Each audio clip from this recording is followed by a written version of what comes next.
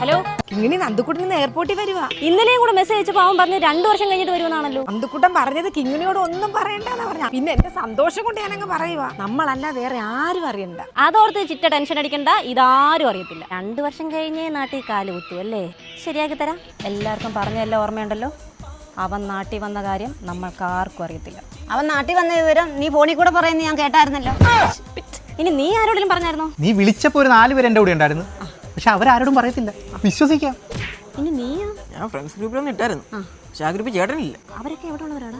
അവരൊക്കെ ഇവിടെ തന്നെയുള്ള ഒരു തന്നെ ഇവിടെ അപ്പുറത്ത്. ഇസ്മായിലേ, ഞാൻ നന്ദുച്ചേട്ടാന്ന് പറഞ്ഞ അകത്തോട്ട് ഓടിച്ചല്ലേ? ചേട്ടാ, അതിന് അവൻ വന്നെന്നുള്ളത് നമുക്കറിയത്തില്ലല്ലോ. ദൈവമേ, ഇവരെല്ലാം എന്താ ഇവിടെ? അമ്മച്ചി, ഞാൻ വന്ന കാര്യം അമ്മച്ചി അവരോട് പറഞ്ഞു. ഞാനങ്ങനെ പറയാം നന്ദുക്കുട്ടാ. നീയല്ലേ പറഞ്ഞ എല്ലാവർക്കും സർപ്രൈസ് കൊടുക്കണമെന്ന്. ഒരു കുഞ്ഞുങ്ങൾ പോലും അറിഞ്ഞിട്ടില്ല. ഒന്നും ഇന്ന് ഞാനൊരു കലക്ക്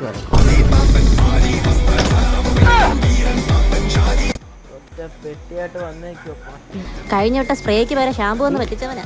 എൻ്റെ കാണാണ്ട് പോയി ഷർട്ടല്ല തെണ്ടിയിട്ടേക്കണം.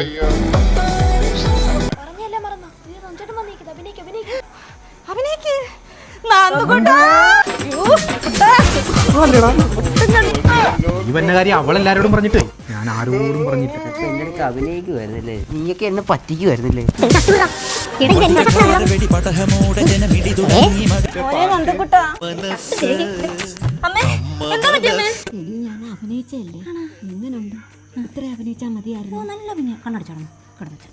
എല്ലാരോടും എല്ലാം പറഞ്ഞ് അറിയിച്ചപ്പോ സമാധാനമായില്ലേ? പെട്ടിന്ന് ഒരു സാധനം കിട്ടുമെന്ന് വിചാരിക്കണ്ട. അല്ലെങ്കിൽ നിന്റെ പെട്ടി ആർക്ക് വേണോടാ? കൊടുക്കടാ. ലോക്ക് ചെയ്ത് വെച്ചേക്കോളാം.